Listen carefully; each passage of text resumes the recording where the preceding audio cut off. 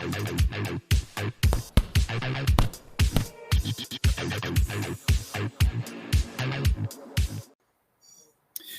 boxing fans. Thank you for joining me once again on all the news that's worthy to print.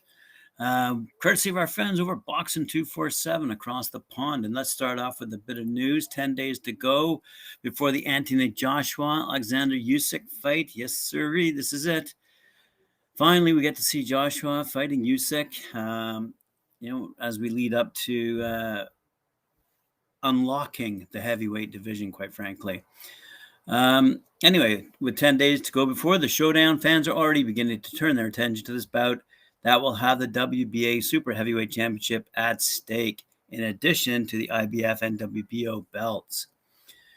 Joshua will be in the second defense of his crown. Although he has long reigned at heavyweight, he lost his title in June 2019 to Andy Ruiz and regained it in a rematch in December 2019. Since then, he has made one defense against Kubrat Pulev and will go against a rather tough opponent. Usyk will have his first big challenge in the heavyweight division after dominating the cruiserweights at will. Since he moved up in the division, he has fought 2 fights against Chaz Witherspoon and Derek Chisora. So he's earned the right to challenge the current 3-time champion. Right, well, we look forward to that. Quick little recap of their records. Joshua comes in with a record of 24 wins, 1 loss, and 22 knockouts. Usyk has 18 wins, 1 loss, and 13 knockouts. That is going to be a battle. I hope it is a battle. I've been looking forward to it for a long time. Right on, moving along here. We see that Maris Briedis defends his IBF title against Artur Mann on October 16th. Briedis, who's 27-1 with 19 knockouts, returns to the Arena Riga in Latvia on October 16th to defend his IBF World Cruiserweight title against the former world title challenger Artur Mann, who's 17-1 with 9 knockouts. The Latvian boxing star cemented his position as the number 1 cruiserweight in the world when defeating Unial Dotikos in the final of the World Boxing Super Series in September 2020. A fight that saw the 36-year-old claim both the IBF world title and the prestigious magazine belt, as well as the iconic Muhammad Ali trophy. Good luck to those fighters. Now, on October 22nd, we see the first WBC Bridgerweight title on the line, as Oscar Rivas is going up toe-to-toe against Bryant Jennings. A great World Boxing Council World Championship fight will officially come to fruition on October 22nd in the bewitching atmosphere of Olympia de Montreal, a renovated venue that has kept its captivating cachet. As I mentioned the other day, those who will have the privilege of being there will attend a colorful show in an exceptional environment they will not soon forget. For the first time in history, the WBC Bridgerweight title under 224 pounds will be on the line. Adopted Quebecer and WBC number 1 contender for the vacant WBC title, Oscar Kaboom Rivas, 27-1 with 19 knockouts, will face American and number 3 rated Bryant Jennings, who's 24-4 with 14 knockouts. He's out of Philadelphia, Pennsylvania. Now, in other big fights upcoming, one that we've been looking forward to and have mentioned on several other shows, we're going to see the Mountain, Thor Bjornsson versus Devon Larratt, go toe-to-toe over in Dubai this upcoming weekend on the 18th. And there was plenty of back and forth as the fighters went head-to-head at the final press conference, and I always get a chuckle over these. This one was no exception. Let me give you a few juicy quotes. Says the Mountain, who was featured in Game of Thrones, "I have no clue what is going through Devon's mind, and I don't really care. I have huge respect for him for taking this fight and won't underestimate him. For him to come in here and accept this fight on 5 weeks' notice is already winning for him. It's hard to trash talk someone that accepts the fight with 5 weeks to go, so I like him, but I'll beat his ass. I'll probably break his nose, so I'm sorry, but that's just my job." Retorts Larratt, "And a satisfactory outcome is something I can walk away from knowing that my heart and spirit was properly expressed. If I can walk in and feel like at the end of the fight, I fought bravely and was able to hold on to what I learned over the last 4 weeks, I'll be happy. But I want a battle scar. I feel that would be a terrible thing not to walk away with. For the first 2 minutes, who knows what I'm capable of? I feel like I got dropped in the middle of the jungle and I'm fighting my way through it.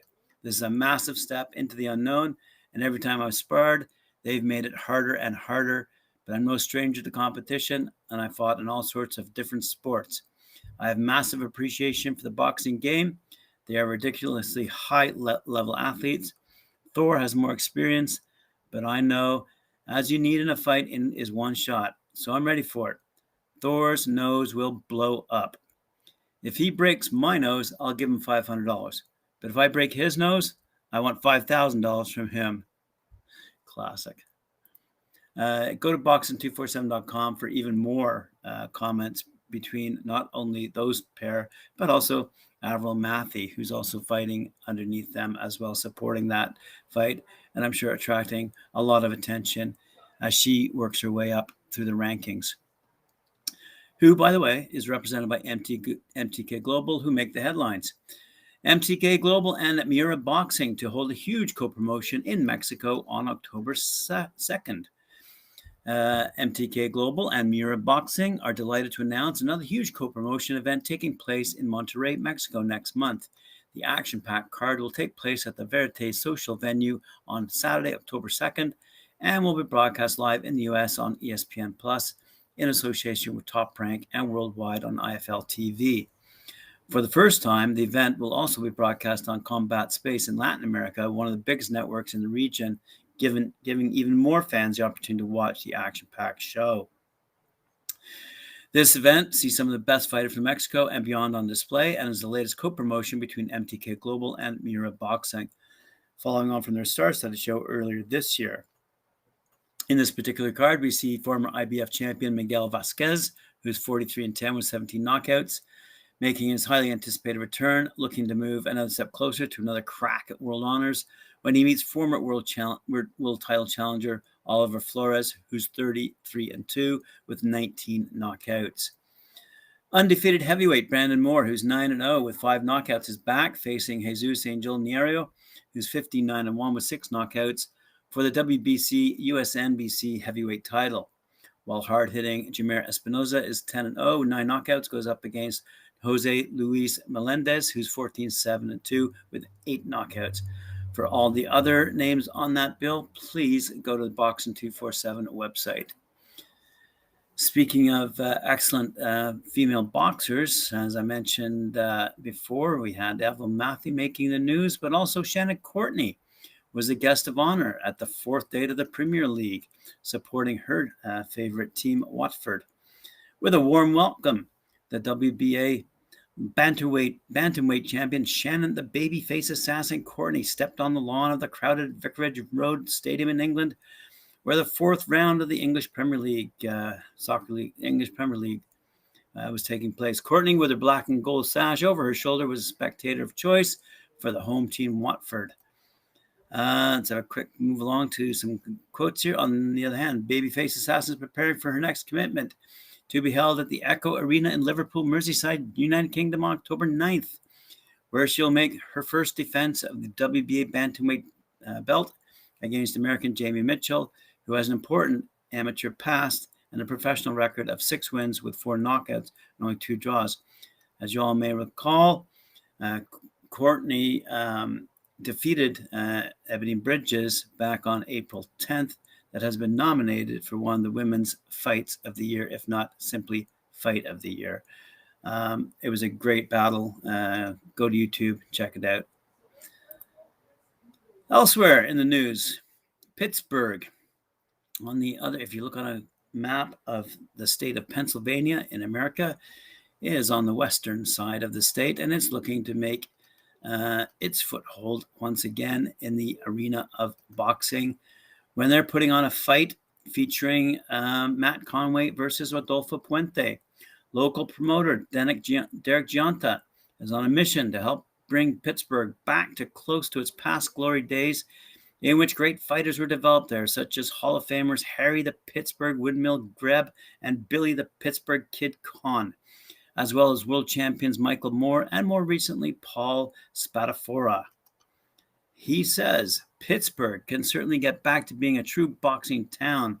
We have already seen a recent revival in sport here. The key is to have enough shows to keep fighters busy so they can develop and eventually move on to bigger stages. Maybe some of the bigger events can take place here as enough fighters develop. I'd like to remain active promoting shows here and in neighboring cities with some people that we already have good relationship with. I want to continue building up fighters here. Anyway, Pittsburgh junior lightweight Matt Sweetchild Conway, who's 19-2 with 8 knockouts, the reigning IBA Intercontinental Junior Lightweight Champion, will headline the Murrayville's Madness bout in the 6th-round non-title fight main event against dangerous Colombian puncher Rodolfo El Tsunami Puente, who's 27-2 with 16 knockouts. Also on the bill, Pittsburgh super middleweight Keontae Irving, who's 9-0, 9 knockouts. A 2018 National Golden Gloves champion meets Antonio Luis Hernandez, who's 5-11-3 with 3 knockouts in a 6-round co-featured event. Good to see fighting going on in Pittsburgh once again. Speaking of once again, I'm going to end this segment with a few words from our favorite fighter, Tyson Fury, who's going up against Deontay Wilder, as we all know. Here we go. Here's the story. We all know they're going up against each other in the T-Mobile Arena in Las Vegas. World Boxing Council heavyweight champion Tyson Fury guarantees that he will knock out Deontay Wilder, who's 42-1-1 with 41 knockouts, I might add, in an even more devastating way than last time, he says, when the two meet on October 9th at the T-Mobile Arena. Fury commented, "This time, I'm going to erase him completely. It's not going to be 7 rounds this time. I'm going to beat him quickly. He was the biggest puncher in history, but I knocked him out. Now I'm the biggest and hardest puncher. He is only a threat in someone's nightmares, but not in mine. I think he will go into the fight excited, but after 1 round, he will realize that he's back where he started. Wilder won't be able to defeat me. I'm going to knock him all over again." I hope he keeps that up as we get closer to that event. I look forward to his comments every time I see his name in the headlines. And that's it for today. I thank you for joining me. Remember to like, share, and subscribe, and hit that notification bell to receive notifications to when I'm coming up next. Thank you, and we'll see you tomorrow.